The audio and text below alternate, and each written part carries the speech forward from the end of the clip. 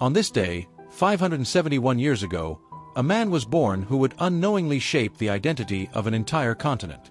His name? Amerigo Vespucci.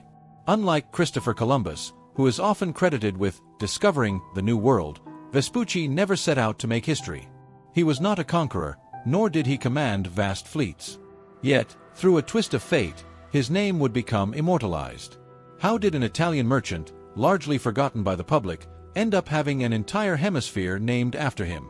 This is the strange and fascinating story of how the Americas got their name. Amerigo Vespucci, a man of the Renaissance. Amerigo Vespucci was born on March 9, 1454, in Florence, Italy, a city that was the epicenter of the Renaissance.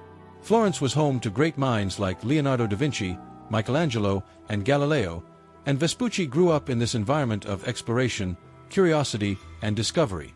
Coming from a respected family, Amerigo received an excellent education, studying astronomy, navigation, and cartography.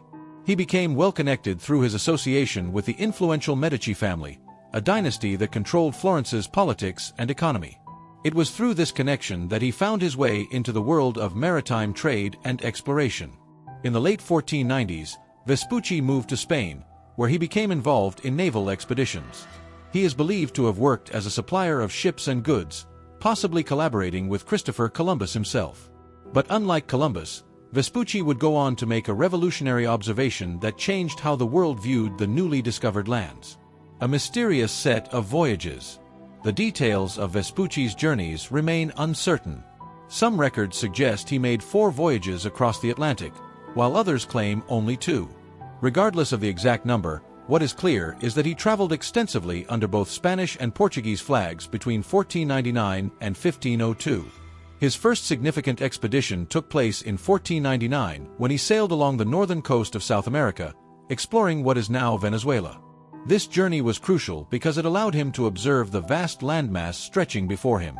Unlike Columbus, who remained convinced he had reached the outskirts of Asia, Vespucci started to suspect something far greater. On his second expedition in 1501, this time under Portuguese sponsorship, Vespucci traveled even further south, reaching present-day Brazil and possibly as far as Argentina.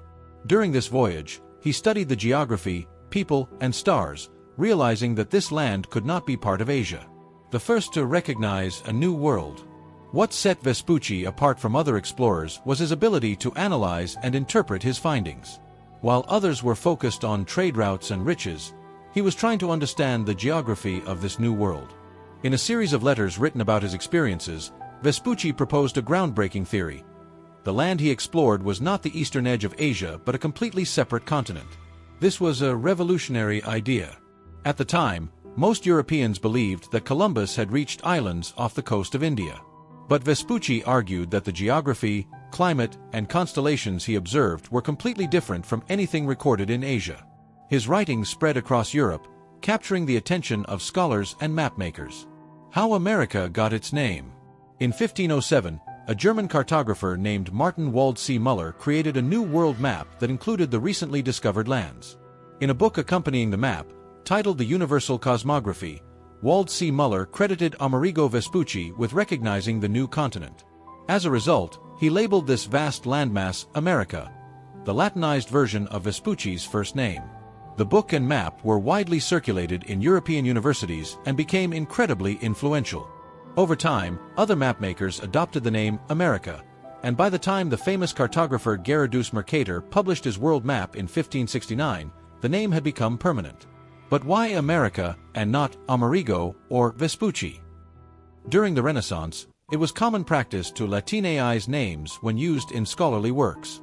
Vespucci's Latinized name was Americus Vespucius, and Waldseemüller simply feminized it, just as Asia and Europa were named, to create America.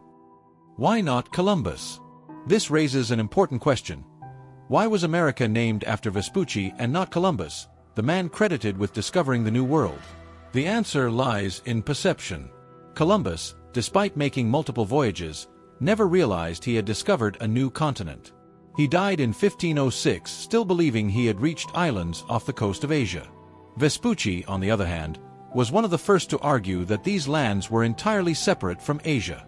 This insight reshaped European understanding of the world, and when Waldseemüller's influential map was printed, his name was forever associated with the continent. A reputation in question. Not everyone was happy with this.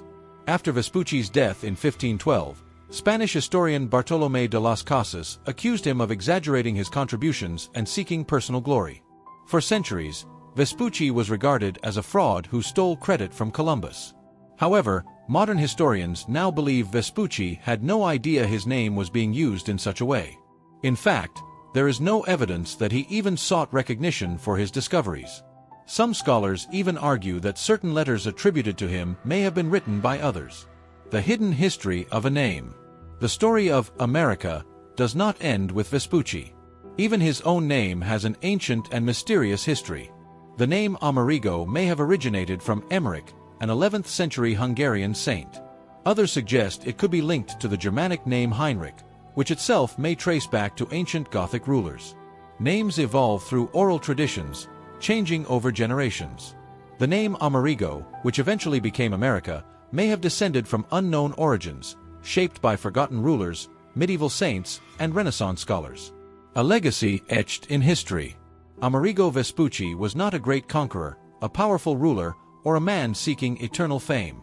Yet, by a strange twist of history, his name became embedded in the identity of an entire hemisphere. He only set foot in the Americas twice and never reached North America. But because of his observations, theories, and the work of a German mapmaker, the name America became irreversible. It is a reminder that history is full of unexpected turns. A single word, printed on a map, can shape the identity of millions. And a man who never claimed to have discovered a new world ultimately became the one whose name defined it.